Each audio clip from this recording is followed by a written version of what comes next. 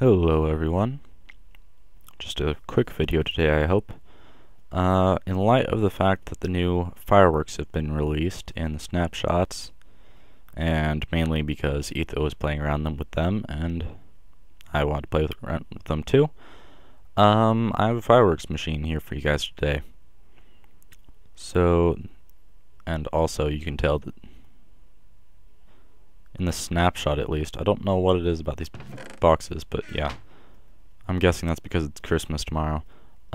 So for the fireworks machine, try to keep this short. The gold part is my old quad clock design, which works by...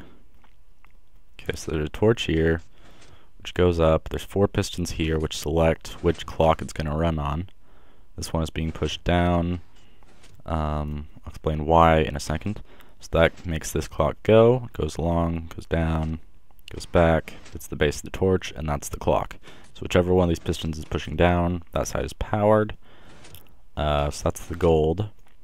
And then part of the clock leads to these repeaters, and that's the base of the torch. Underneath that block is red power right in there, or redstone, which goes through there, hits that repeater, which powers that block, which powers that dust, which goes on down the line to the machine. And up here, the silver part, or iron,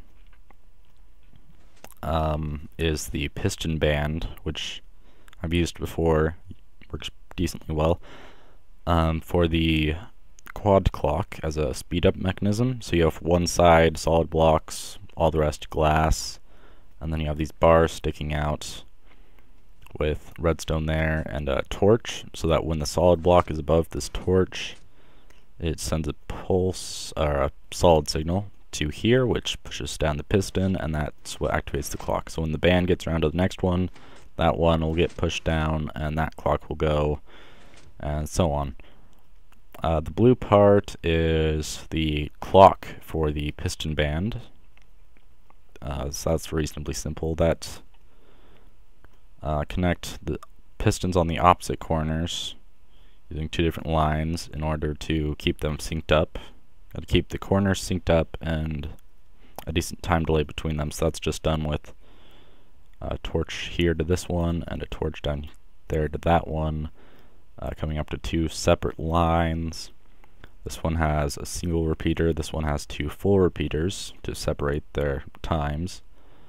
And then that goes back to this, which is a pulse shortener. So that brings it down to the proper pulse length so this can operate properly. And that goes off of this clock, which I originally had this being short like this, but in my actual tests, I liked having this just a little bit longer, because it meant that the piston band lasted longer, which meant that the overall fireworks display was longer. So yeah, there's that. So that's just the clock right there. So if I flick this lever, that'll turn on, and that'll turn on this whole system here.